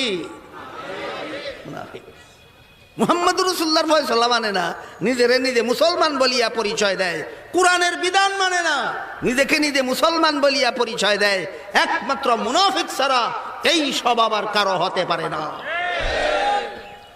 কোরআনের বিধান না মানিয়া মুসলমান পরিচয় দিয়া খাঁটি মুসলমান হইব দূরের কথা, কোরআনের ফয়সালা মানিয়াও যদি কোনো বাতিল ধর্মের সাথে মিলজুল ঠিক রাখার জন্য কাজ করে, আল্লাহ সেইটাকেও বলেছেন শয়তানের পদাঙ্ক অনুসরণ। এবার এই কথাটাও বুঝুন ভালো করে। আল্লাহ এক আয়াতে বলেন, ইয়া আইয়ুহাল্লাযীনা আমানু দুখুলু ফিস-সিলমি কাফফা ওয়ালা তাত্তাবিউ খুতুওয়াতিশ শাইতান। হে মুসলমানেরা, পরিপূর্ণ মুসলমান হয়ে যাও, শয়তানের পদাঙ্ক অনুসরণ করবে না, সাবধান। এই আয়াতটা নাজিল করেছিলেন আল্লাহ আরেকটা ঘটনা উপলক্ষে। সেই ঘটনা কি? একজন ইহুদি, নাম ছিল আব্দুল্লাহ ইবনে সালাম, একজন ইহুদি আলেম, ইহুদি আলেম, নাম ছিল আব্দুল্লাহ ইবনে সালাম। মুহাম্মদুর রাসূলুল্লাহর কাছে কলেমা পড়ে মুসলমান হয়ে গেল। ইহুদি আলেম আব্দুল্লাহ ইবনে সালাম ইহুদি রইলেন না, মুসলমান হয়ে গেলেন। মুসলমান হওয়ার পরে তিনি জানতে পারলেন ইসলাম ধর্মে উটের গোশত খাইলেও গুনাহ নাই, না খাইলেও গুনাহ নাই। কথা বুঝতে পারতেছেন? ইসলাম ধর্মে শনিবারে মাছ শিকার করলেও গুনাহ নাই, না করলেও গুনাহ নাই। বিধান খুব কঠিন নাকি? সহজ। ইসলামের বিধান মতে উটের গোশত খাইলেও গুনাহ নাই, না খাইলেও গুনাহ নাই। ইসলামের বিধান মতে শনিবারে মাছ শিকার করলেও গুনাহ নাই, না করলেও গুনাহ নাই। সুতরাং আমি যে ইহুদি ধর্ম ত্যাগ করে ইসলাম গ্রহণ করেছি, সেই ইহুদি ধর্মের বিধান আছে উটের গোশত খাইলে গুনাহ, শনিবারে মাছ শিকার করলে গুনাহ। বুঝতে পারতেছেন? তিনি যে ইহুদি ধর্ম ত্যাগ করে ইসলাম ধর্মে এসেছেন, সেই ইহুদি ধর্মে উটের গোশত খাইলে গুনাহ, শনিবারে মাছ শিকার করলে গুনাহ। সুতরাং আমি যদি উটের গোশত খাই না, ইসলামের বিধান লঙ্ঘন হবে। আমি যদি উটের গোশত খাই না, ইসলামের বিধানও ঠিক রইল, আর ইহুদি ধর্মের সাথে সামঞ্জস্য বজায় রইল। আমি যদি শনিবারে মাছ শিকার করি না, ইসলামের বিধানও ঠিক রইল, ইহুদি ধর্মের সাথে সামঞ্জস্য বিধান হইল। এর প্রতিবাদে আল্লাহ আয়াত নাযিল করে বলেন, শয়তানি পদাঙ্ক অনুসরণ করিও না। বাতিল ধর্মের সাথে সামঞ্জস্য রক্ষা করার কল্পনা জল্পনা অশয়তানি।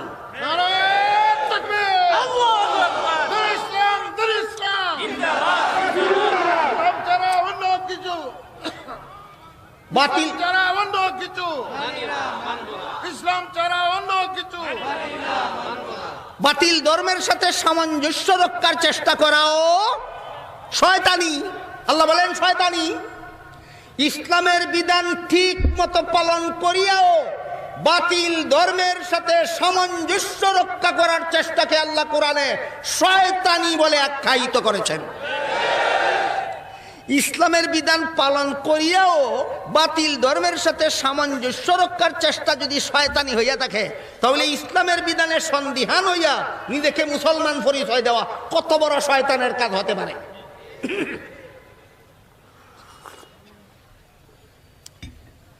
এই সবগুলির সংকেত কোরআন সত্য, ইসলামের বিধান সত্য, চূড়ান্ত যুক্তিসঙ্গত, কোন রকমের শুভা সন্দেহ নাই, কোন রকমের ভুলের অবকাশ নাই।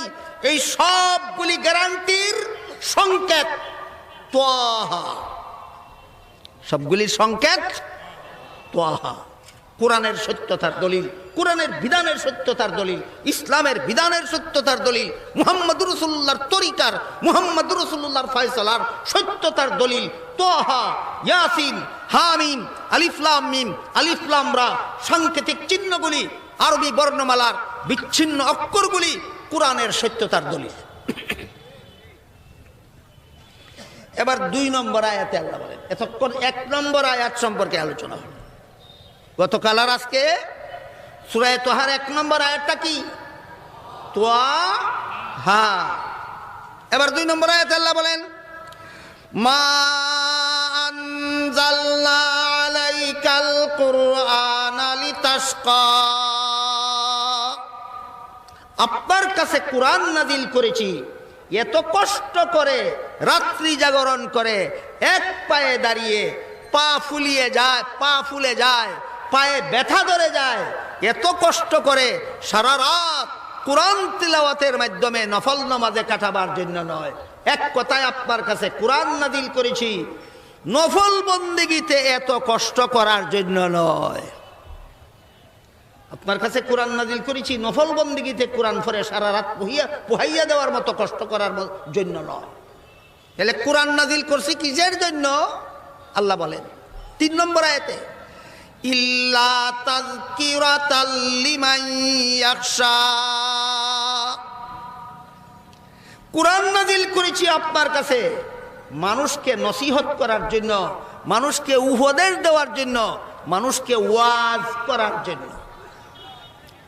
নফল বন্দেগী নফল নামাজে দাঁড়িয়ে সারা রাত কোরআন তিলাওয়াত করতে করতে রাত পোহাইয়া দেওয়ার জন্য আপনার কাছে কোরআন নাজিল করিনি। আপনার কাছে কোরআন নাজিল করেছি মানুষকে নসিহত করার জন্য। প্রসঙ্গে গতকাল বলা হয়েছে নফল বন্দেগীরও একটা সীমানা নির্ধারণ করে দিয়েছেন আল্লাহ এই আয়াতে। নফল নামাজ নফল বন্দেগী কতক্ষণ করব? যতক্ষণ নফল বন্দেগী করলে আমার স্বাস্থ্যে ব্যাঘাত না হয়। নফল বন্দেগী কতক্ষণ করব? যতক্ষণ নফল বন্দেগী করলে আমার ঘুমের ব্যাঘাত না হয়। গতকাল বলা হয়েছে কিনা? নফল বন্দেগীর একটা সীমানা নির্ধারণ করে দেওয়া। এই আয়াত নাজিল হওয়ার পর থেকে আল্লাহ রসুল সারা রাত নফল নামাজে দাঁড়িয়ে আর কোরআন তেলাওয়াত করেননি। কেন? এখানে আল্লাহ একটা সীমা রেখা নির্ধারণ করে দিয়েছেন। তাহলে সূরা তাহার আয়াতগুলি নাজিল হওয়ার আগেই আল্লাহ রাসূল এক পায়ে দাঁড়িয়ে সারা রাত নফল নামাজে কোরআন তেলাওয়াত করেছেন। সূরা তাহার প্রথম দিকের আয়াতগুলি নাজিল হওয়ার পরে যেহেতু আল্লাহ প্রতিবাদ করেছেন, এই জন্য পরবর্তীতে আল্লাহ রাসূল কতটুকু রাত কতটা পর্যন্ত কতক্ষণ পর্যন্ত নফল বন্দেগী করবেন এইটারও একটা সুনির্দিষ্ট স্কেল গতকাল বলেছি আল্লাহ সূরা মুজাম্মিলে বলে দিয়েছেন, ইয়া আইয়ুহাল মুজাম্মিল কুমিল লাইলা ইল্লা কালিলান নিসফাহু আও ইনকুস মিনহু কালিলান আও জিদ আলাইহি ওয়ারাত্তিলিল কুরআনা তারতিলা। রাতে নফল নামাজে দাঁড়িয়ে তাহাজ্জুদের নামাজে দাঁড়িয়ে আপনি কত রাত পর্যন্ত নফল কোরআন তেলাওয়াত করবেন? আল্লাহ বলেন হয়তো অর্ধেক রাত, না হয় 1/3, না হয় 2/3। সারমর্ম হলো যতক্ষণ পর্যন্ত রাত জাগ্রত থেকে নফল বন্দেগী করলে স্বাস্থ্যে ব্যাঘাত না হয়, ঘুমের ব্যাঘাত না হয়, ততক্ষণ পর্যন্ত রাত জাগ্রত থেকে নফল বন্দেগী করবেন। যখন নফল বন্দেগী যে পরিমাণ নফল বন্দেগী করলে স্বাস্থ্যে ব্যাঘাত হয়, ঘুমের ব্যাঘাত হয়, এতটুকু নফল বন্দেগী আমি আল্লাহর কাম্য নয়। কথা বুঝলেন কিনা পরিষ্কার? একবার এক ভিখারি আসলো রসুলের কাছে, আচ্ছা বলে হুজুর আমার গায়ের জামা নাই, আপনি দয়া করে আমাকে একটা জামা দেন। আল্লাহ রসুল বলেন এই মুহূর্তে আমারও গায়ের জামাটা ছাড়া আর কোনো জামা নাই, কাজেই আমি দ্বিতীয় কোনো জামা আমার সংগ্রহে আসলে তোমার জন্য রেখে দেব, তুমি আরেকদিন আসলে ওই জামাটা তোমাকে দিয়ে দেব। এই কথা বলে আল্লাহ রসুল লোকটাকে বিদায় করে দিলেন। কিছুক্ষণ পরে আবার ফিরে আসে, বলে হুজুর আপনার গায়ের জামাটাই আমাকে দিয়ে দেন। আল্লাহ রসুল সাথে সাথে নিজের গায়ের জামা খুলে ওই ভিখারিকে দিয়ে দিলেন। এইবার রসুলের আর কোনো জামা রইল নাই, খালি গায়ে ঘরে বসা আছেন। মসজিদে আজান হয়ে গেল। সাহাবায়ে কেরামের নমাজের জমাতের ইমাম ছিলেন স্বয়ং মুহাম্মদুর রাসূলুল্লাহ সাল্লাল্লাহু আলাইহি ওয়াসাল্লাম। মসজিদে আজান হয়ে গেল, সাহাবায়ে কেরাম রসুলের পিছনে জমাতে নামাজ পড়ার জন্য অপেক্ষমান, কিন্তু রসুল মসজিদে আসতেছেন না। আশ্চর্য ব্যাপার, আজান হওয়ার পরে সময় মতো রসুল মসজিদে না আসাটা কল্পনা বহির্ভূত ব্যাপার। নিশ্চয়ই কোনো দুর্ঘটনা ঘটেছে। কেন আজান হওয়া সত্ত্বেও রসুল মসজিদে আসতেছেন না? খবর নেওয়ার জন্য মসজিদের সমস্ত মুসল্লিদের পক্ষ থেকে 1-2 সাহাবীকে রসুলের ঘরে পাঠানো। ঘরে গিয়া দেখলেন রসুলের গায়ে জামা নাই, খালি গা, এই কারণে মসজিদে আসতে পারতেছেন না। জামা একটা ছিল না? একটা জামা ছিল কিনা? কি হইল জামাটা? ভিখারিকে দিয়ে দিয়েছেন। ভিখারি দিয়ে নিজের গায়ে খুলিয়া ভিখারিকে দিয়া দেওয়া ফরজ নয়, সেটা ছিল নফল। আর এখন ফরজ নামাজের জমাতে যাইতে পারতেছেন না। পরিস্থিতিতে যখন এই দাঁড়াইল, তখন আল্লাহ পাক রব্বুল আলামিন আবারও প্রতিবাদ করে আয়াত নাযিল করে বলেন, লা তাগলুল ইয়াদাকা লা তাজআল ইয়াদাকা মাগলুলাতান ইলা উনুকিকা ওয়া লা তাবসুতহা কুল্লাল বাসতি ফাতাকুদা মালুবাম মাহসুরা। ওয়া লা তাজআল ওয়ালা তাজআল ইয়াদাকা মাগলুলাতান ইলা উনুকিকা ওয়ালা তাবসুতহা কুল্লাল বাসত ফাতাকুদা মালুমাম মাহসুরা। এই আয়াত নাযিল করে আল্লাহ বলেন, হে রাসূল করিম সাল্লাল্লাহু আলাইহি ওয়াসাল্লাম, আপনার দুই হাতকে গাড়ের মধ্যে বেঁধেও রাখবেন না, আর 16 আনা প্রসারিত করে দেবেন না। অর্থাৎ দান খয়রাত বন্ধও করবেন না, আর দান খয়রাতের সীমা লঙ্ঘনও করবেন না। আপনি যে নিজের গায়ের জামা মিসকিনকে দিয়া দিয়েছেন, যে দান খয়রাতের সীমানা লঙ্ঘন করেছেন, এইরকম সীমানা লঙ্ঘন করার ফলাফল হাতে নাতে ভুগতে হচ্ছে এখন আপনাকে। এইখানেও আল্লাহ পাক রব্বুল আলামিন কি পরিমাণ দান করবে, কি পরিমাণ না, তার একটা সীমা রেখা নির্ধারণ করে দিয়েছেন। তোমার অর্জিত যে পরিমাণ সম্পদ তোমার ব্যক্তিগত ব্যবহারে দরকার হবে, তোমার অর্জিত যে পরিমাণ সম্পদ তোমার পারিবারিক খরচে দরকার হবে, ওই পরিমাণ সম্পদ অন্য কাউকে দান করে দিলে তুমি নিজেই আবার আরেকজনের মতো ভিখারি হয়ে যাবে।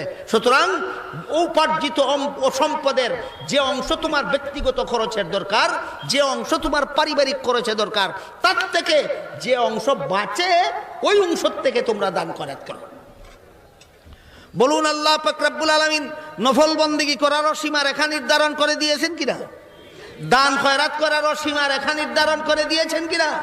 সুতরাং ইসলামের বিধানে, কুরআনের আইনে কোনো অস্পষ্টতা নাই, সব সুস্পষ্টভাবে ইসলামের বিধান বর্ণনা করে দেয়। মানুষ সংসারের কোন কাজ কিভাবে করবে, মানুষ ধর্মের কোন কাজ কিভাবে করবে, সুস্পষ্টভাবে ইসলামের বিধান পুঙ্খানুপুঙ্খরূপে বর্ণনা করে দেয়। এই জন্য আল্লাহ পাক রব্বুল আলামিন অন্য আয়াতে বলেন, আল-ইয়াউমা আকমালতু লাকুম দীনাকুম ওয়া আতমামতু আলাইকুম নি'মাতি ওয়া রাদিতু লাকুমুল ইসলাম দীনা। আজকে আমি তোমাদের জন্য আমার দ্বীনকে পরিপূর্ণ করে দিলাম, অর্থাৎ ইসলামের যাবতীয় বিধিবিধান তোমাদের জন্য পূর্ণাঙ্গ করে দিলাম। এই কথাটা আল্লাহ সূরা মায়েদার 3 নম্বর আয়াতে বলেছেন।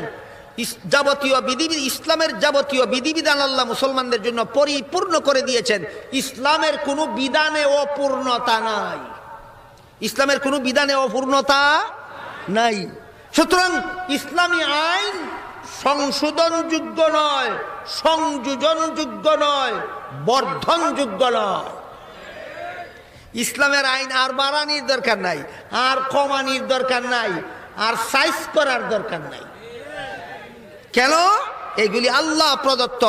আল্লাহ ভবিষ্যতে কিয়ামত পর্যন্ত মানব জীবনে কোন কোন সমস্যা আসবে জানেন, ওইগুলি আল্লাহর কুদরতি চোখের সামনে রেখে সবগুলির অগ্রিম সমাধান দিয়েই আল্লাহ কোরআন নাযিল করেছেন। এই পদ্ধতিতে আল্লাহ কোরআনের ইসলামের যাবতীয় বিধিবিধান পরিপূর্ণ করে দিয়েছেন। পক্ষান্তরে আল্লাহর বিধান বাদ দিয়া মানুষে যদি মন গড়া বিধান রচনা করে,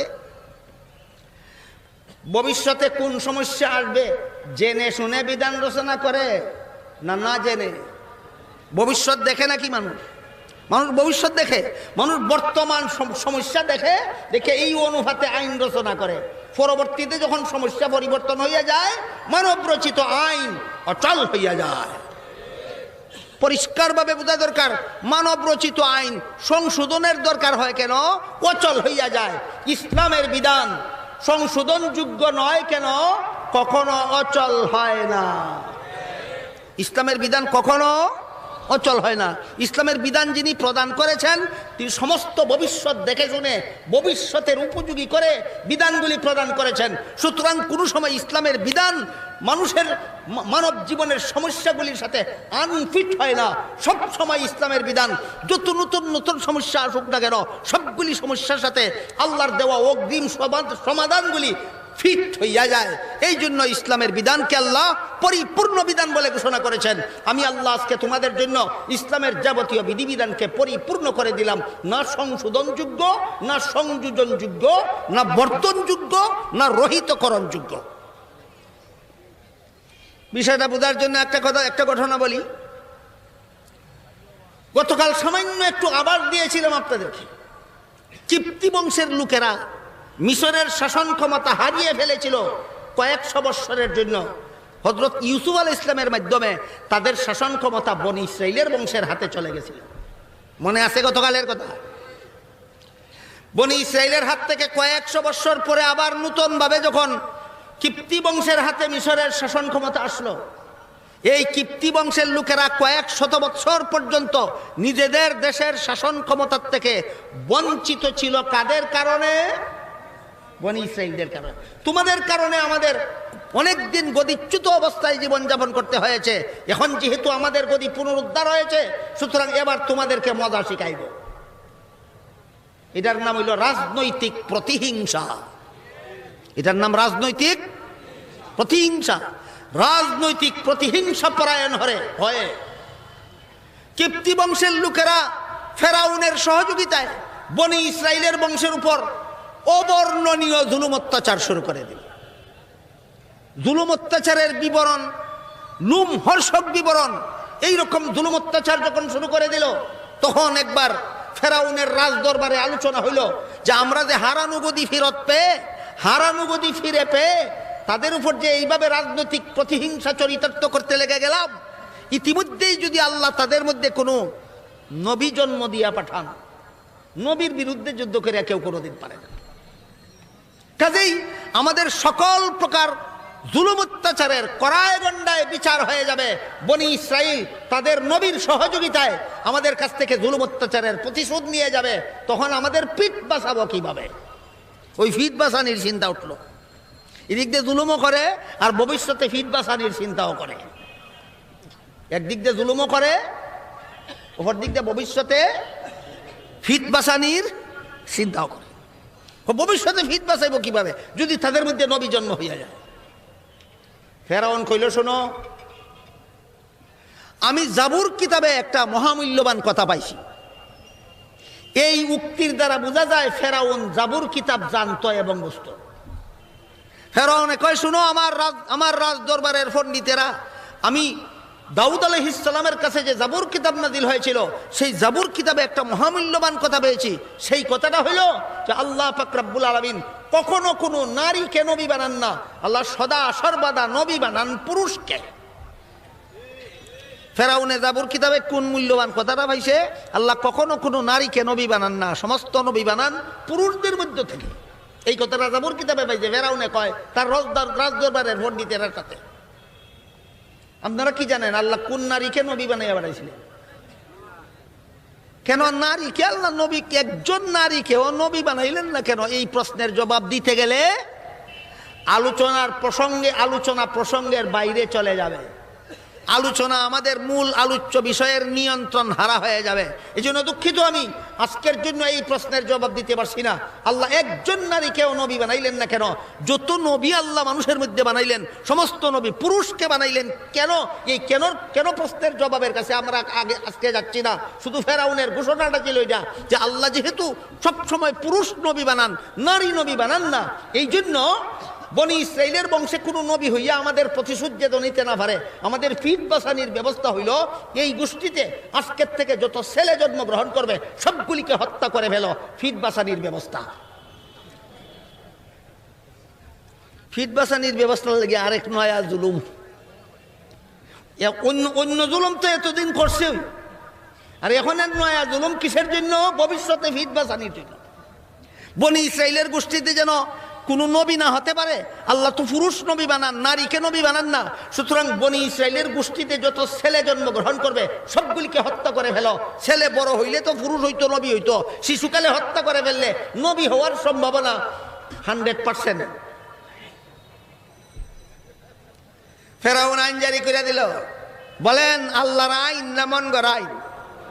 মন গড়া আইন। বছরের পর বছর যায়, বছরের পর বছর যায়, বছরের পর বছর যায়, বনি ইসরাইলের গোষ্ঠীর কোনো ছেলে জন্ম হইলেই ফেরাউনের জল্লাদ বাহিনী মায়ের কুল থেকে কেড়ে নিয়ে মায়ের চোখের সামনে হত্যা করে ফেলে।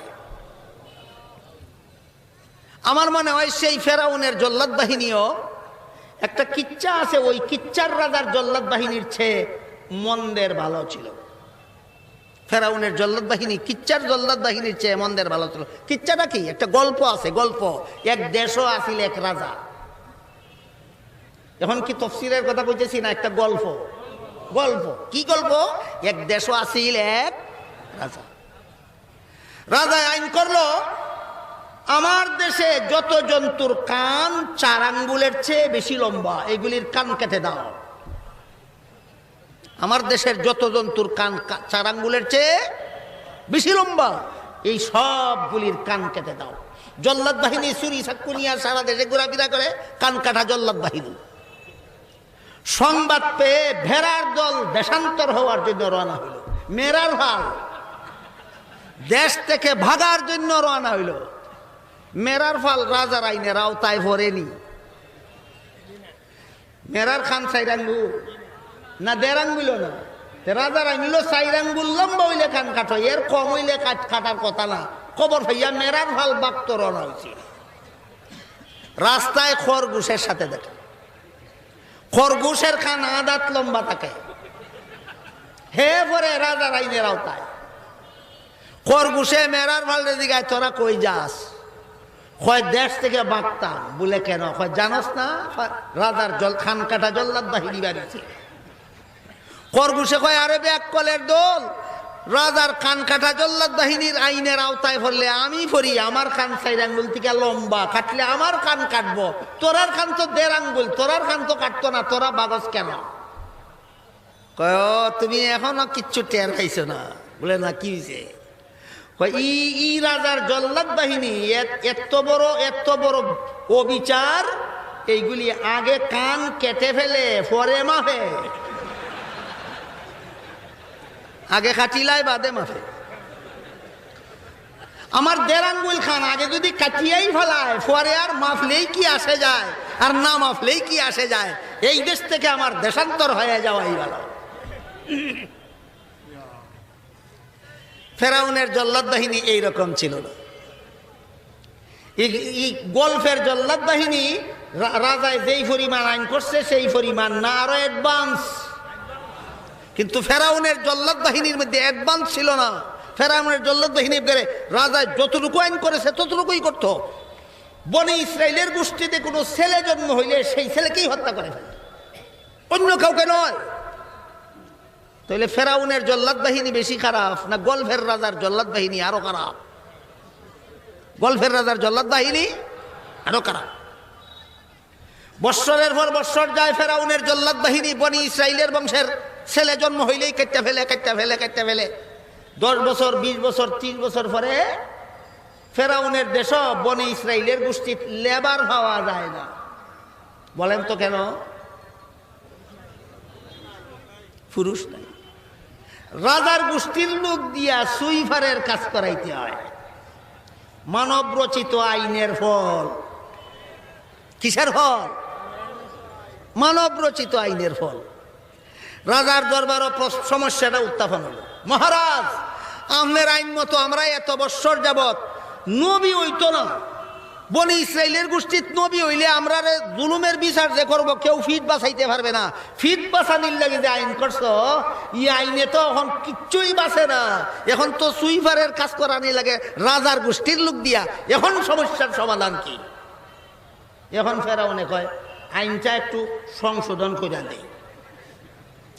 এবার বলুন, কার আইন সংশোধন করতে হয়?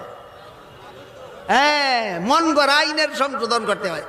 কোরআনের আইন সংশোধনযোগ্য নয়। এই বিষয়টা বুঝেই আল্লাহ বলেন, আল-ইয়াউমা আকমালতু লাকুম দীনাকুম ওয়া আতমামতু আলাইকুম নি'মাতি ওয়া রাদিতু লাকুমুল ইসলাম দীনা। আজকে আমি তোমাদের ইসলামের যাবতীয় বিধান পরিপূর্ণ করে দিলাম। সংযোজনযোগ্য নয়, সংশোধনযোগ্য নয়, পরিবর্তনযোগ্য নয়, পরিবর্ধনযোগ্য নয়। সর্বযুগের সর্বলোকের সব সমস্যার সমাধান ইসলামে দিয়া দিলাম। রাজদরবারের লোকেরা ফেরাউনকে জিজ্ঞাসা করে, সংশোধনীটা কিভাবে হবে? সংশোধনীটা আজকের থেকে নতুন আইন, আগের আইন ক্যান্সেল। এখন থেকে বনি ইসরাইলের বংশে প্রথম বৎসরে যত ছেলে জন্ম হবে এইগুলিকে ছেড়ে দেওয়া হবে লেবার বানাবার জন্য। দ্বিতীয় বৎসরে যত ছেলে জন্ম হবে এদেরকে হত্যা করে ফেলা হবে নবী না হওয়ার জন্য। শতকরা 100 গ্যারান্টি রইল আর নবী না হওয়ার, না 50-50? কি বুঝেন? আগের বছরের ছেলেগুলিকে ছেড়ে দেওয়া হবে লেবার বানাবার জন্য, আর পরের বছরের ছেলেগুলিকে হত্যা করে ফেলা হবে নবী না হওয়ার জন্য। তোরে কে গ্যারান্টি দিল আগের বছর লেবার বানাইবার লাগি যারা রেসার্চ এর মধ্যে যে নবী ওই তো নাই, গ্যারান্টি দিল কে তোরে? ওই মানব রচিত আইনের আরেক ভুল, যেটার সংশোধন করছে সেটা তো ভুল আসিল, ওই সংশোধন করে 9,000 দিছে, এইটা আরো ভুল। বুঝে থাকলে এবার বলুন, ভুল হয় কার আইনে? ইসলামের আইনে ভুল নাই, কোরআনের আইনে। কেন? কোরআনের আইন যিনি প্রদান করেন তিনি ভবিষ্যৎ সমস্যা জানেন না, জেনে শুনেই সমাধানের উপযোগী করে কোরআনে আল্লাহ আইন প্রদান করেন। আর মানব গোষ্ঠীর মধ্যে যারা আইন করে ভবিষ্যতের অন্ধ, ফেরাউনের মতো। ভবিষ্যতের অন্ধ কার মতো? ফেরাউনের মতো ভবিষ্যতের অন্ধ। বর্তমানের অবস্থা দেখে আইন বানায়, ভবিষ্যতে অচল হইয়া যায়। নিজেরা যেমন অন্ধ, নিজেদের আইন অচল হইয়া যায়। এই কারণে কোরআনের আইন ও সন্দেহ করে, কয় কোরআনের আইনও সবগুলি বর্তমান যুগে সচল নয়। নিজে যেমন অপরকেও মনে করে তেমন, নিজে অন্ধ, কোরআনের আইন প্রদান কেউ মনে করে অন্ধ, আইন প্রদানকারী কেউ মনে করে অন্ধ। ফেরাউনের সংশোধিত আইন, প্রথম বৎসরের ছেলেদেরকে রেখে দেওয়া হবে লেবার বানাবার জন্য, দ্বিতীয় বৎসরের ছেলেদেরকে হত্যা করে ফেলা হবে নবী হওয়ার সম্ভাবনা কমানোর জন্য। শতকরা 100 সম্ভাবনা কমবে না অর্ধেক। আল্লাহ পাক রব্বুল আলামিন সিদ্ধান্ত নিলেন, তুই যে বৎসরের ছেলে রেখে দিবে লেবার বানাবার জন্য, এই বৎসর এক নবী জন্ম দিয়া পাঠাইব, আর যেই বৎসর ছেলে হত্যা করবে নবীর সম্ভাবনা কমানোর জন্য ওই বৎসর আরেকজন নবী জন্ম দিয়া পাঠাইব। তোর রেখে দেওয়া বৎসরে এক নবী, আর হত্যা করার বৎসরে আরেক নবী জন্ম দিয়া পাঠাইব। যে আমি তোরে দেখাইয়া দেব মানব রচিত আইনের ভুল কতভাবে হয়। যেই বৎসরের ছেলে লেবার বানানির কথা, এই বৎসর আল্লাহ হারুন আলাইহিস সালামকে জন্ম দিলেন। আর পরের বৎসর হত্যা করে ফেলার কথা, এই বৎসরে এই হারুনের মায়ের গর্ভে মুসা নবীকে জন্ম দিয়া পাঠাইলেন। আর কয়েক মিনিট চলবে আজকে। মুসার মা যখন গর্ভবতী হইলেন, গর্ভবতী মায়ের গর্ভে যখন হযরত মুসা আসলেন, যদি এই বৎসর আমার গর্ভ থেকে ছেলে, গত বছর তো ছেলে জন্ম হয়েছে, বলেন মুসা নবীর মায়ের গর্ভ থেকে গত বছর কে জন্ম হয়েছে? ছেলে জন্ম হয়েছে। এই বছর আবারও যে আমার গর্ভে সন্তান আসলো, এটাও যদি ছেলে হয়, গত বছরের ছেলে তো কাটলো না, এই বছর ছেলে হইলে তো জল্লাদ বাহিনী কেটে ফেলবে নিশ্চিত। হায় রে হায়, যদি আমার গর্ভের সন্তানটা ছেলে হয়, ফেরাউনের জল্লাদ বাহিনী আমার কুল থেকে কেড়ে নিয়ে হত্যা করে ফেলবে আমার চোখের সামনে, কিভাবে বরদাস্ত করব? চিন্তায় মার আহার নিদ্রা বন্ধ হয়ে গেল। আল্লাহ পাক রব্বুল আলামিন মুসা আলাইহিস সালামের মাকে বললেন, যদি ছেলে হয় তাইলে ফেরাউনের জল্লাদ বাহিনী কাটিয়া ফেলবে, এই চিন্তায় তোমার খানা পিনা বন্ধ, আহার নিদ্রা বন্ধ। আমি পরিষ্কার বলে দিলাম তোমার গর্ভে ছেলেই দান করেছি, সুতরাং চিন্তার আর কারণ নাই।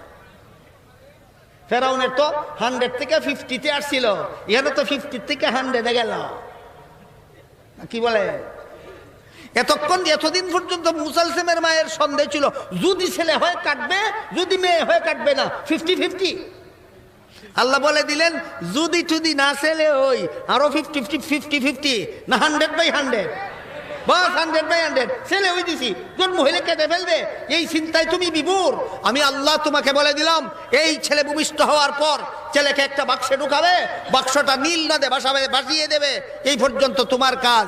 এরপরে ছেলেকে ফেরাউনের জল্লাদ বাহিনীর হাত থেকে সংরক্ষণ করে নিরাপদে তোমার কুলে ফিরিয়ে দেব আমি আল্লাহ, সেটা আমি আল্লাহর কাজ।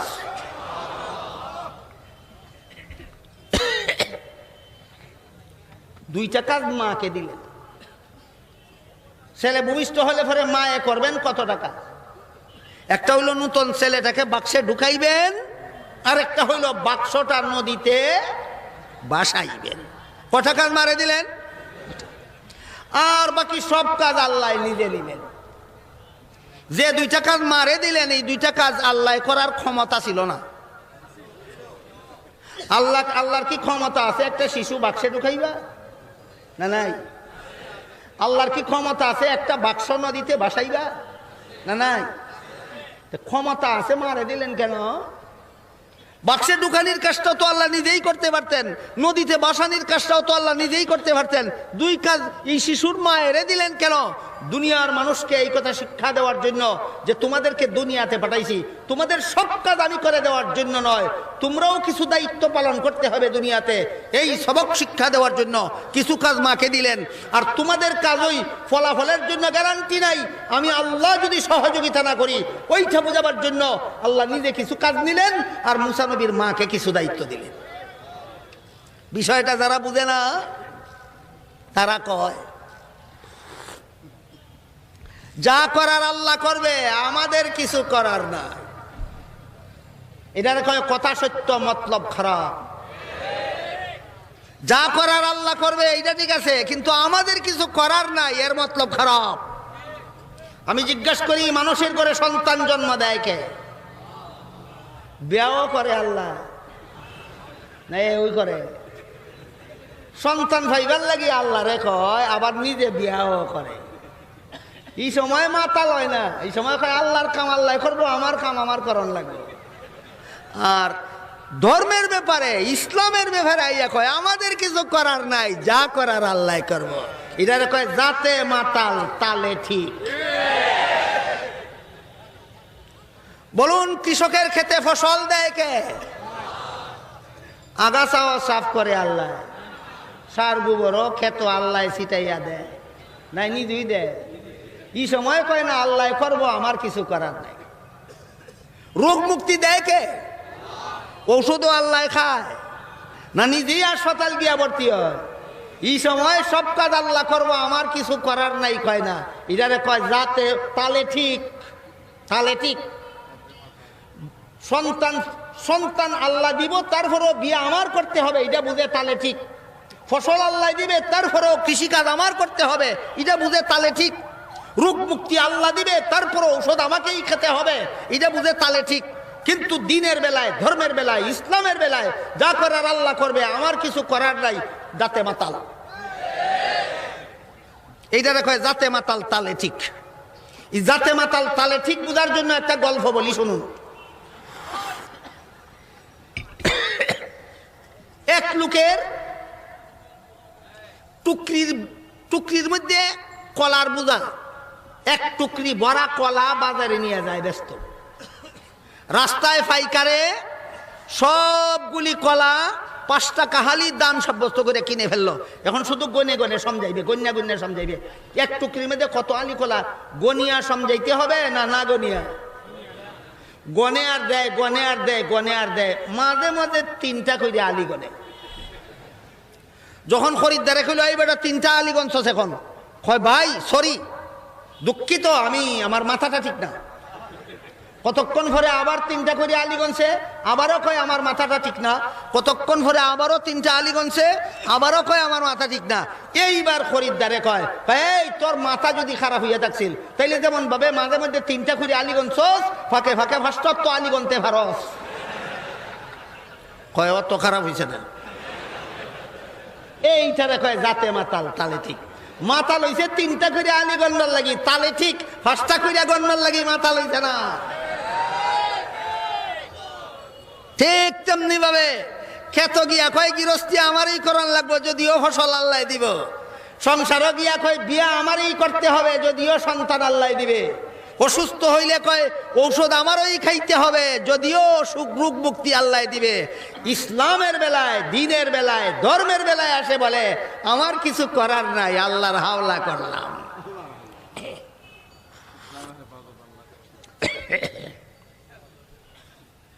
মুসা নবীর মারে আল্লাহ এই জন্যই কোনো দায়িত্ব দিচ্ছেন না, যা করবার সবই আল্লাহ করব। যারা বলে সব কাজ আল্লাহ করবে, আমার কিছু করার নাই, এরা বৈরাগী।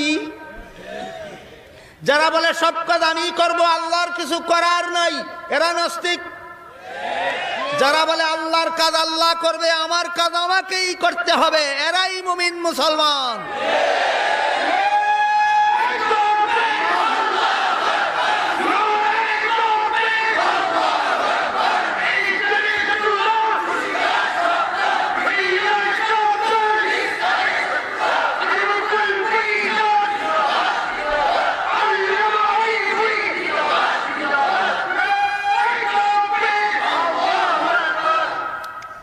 ইনশাআল্লাহ মুসা আলাইহিস সালামের মা শিশু মুসাকে বাক্স ঢুকাইলেন, নদীতে ভাসাইলেন, তারপরে কি হইল আগামীকাল আলোচনা হবে ইনশাআল্লাহ। আল্লাহ পাক রব্বুল আলামিন আপনাদেরকে আমাদেরকে কোরআনের মর্ম বুঝার এবং কোরআন মতে জীবন